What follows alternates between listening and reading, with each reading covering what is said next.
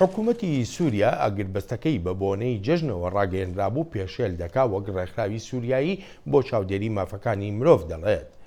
لە باکووری شاری حەڵەبەوە دەست دەکا بە هێرشکردن بۆ سەر ئۆپۆزیسیۆنی چەکداری وڵاتەکە و هاوکاتی ئەم پەرەسەندانەش هێزەکانی سووریای دیموکرات لەبەرەی شەڕی منبەجەوە لە پێشڕەویدان و دەشڵێن لە چەند ڕۆژی داهاتوودا تەواوی شاری منبەج لە تێرۆریستان پاک دەکرێتەوە. جەنگاوەرانی هێزەکانی سووریای دیموکرات کە زۆربەیان کوردن و وڵاتە یەکگرتووەکانی ئەمریکا پشتیوانیان دەکا لەبەرەی منبەج لە پێشڕەویدان. جەنگاوەرەکان بە چەکی قورس بردومانی مۆڵگاکانی دەوڵەتی ئیسلامی دەکەن لە شارەکەدا وەک هەوڵێک بۆ ڕزگارکردنی تەواوی شارەکە لە دەستی تێرۆریستانی داعش. هاتوین تا منبەج ئازاد بکەین تا نیوەی زیاتری شارەکە چوینەتە پێشەوە و وورەی جەنگاوەرەکانمان بەرزن و تا چەند ڕۆژی داهاتوو نیوەکەی تری شارەکە ئازاد دەکرێت. هێزەکانی سووریای دیموکرات لە لای ڕۆژهەڵاتەوە دەستیان بە هێرشەکانیان کردووە و وەک جەنگاوەران خۆیان باسی دەکەن پلانەکە هەرتەنها شاری منبەج نییە بەڵکو ئامانجەکانیان گەورەتر و فراوانتریشن و دەخوازن سنوورێکی بەرینتری جوگرافیایی لە دەوڵەتی ئیسلامی بسەندنەوە.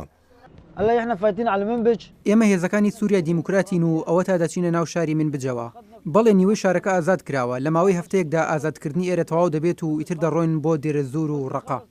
زۆرێک لە دانیشتوانی منبەج توانیویانە خۆیان دەرباسکەن بەر لە دەستپێکی هێرشەکان و جەنگاوەرانی هێزەکانی سووریای دیموکراتیش دەڵێن هەرچیەک لە توانایاندا بێت دەیکەن بۆ پاراستنی خەڵکی سیڤیل لە منبەج و لە شوێنەکانی تریش. وأوجه رسالة لأخواننا دەمانەوێت پەیامێک بۆ براکانمان بنێرین لە دێرەزور تا ئاگاداری مناڵەکانیان بن و بەهۆی شەڕەکانەوە نەکوژێن و لە 2 مانگدا لە دێرەزور دەبین.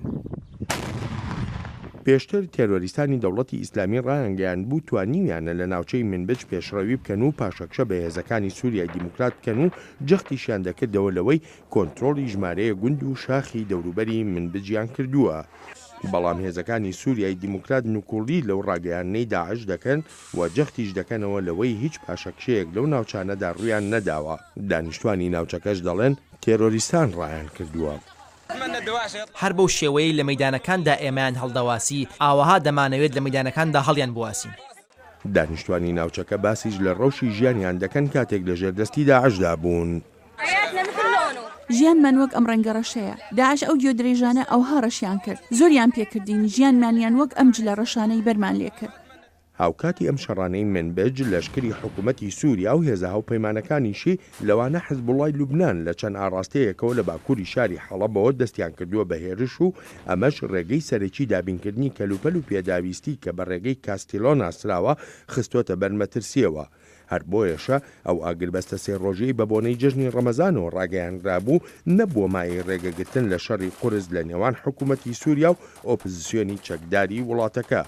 ئۆپۆزیسیۆن دەڵێت حکوومەتی سووریا بە پشتیوانی فڕۆکە جەنگیەکانی ڕووسیا چەند ڕۆژێکە بردومانی ئەم ڕێگەی کاستیلۆیە دەکات.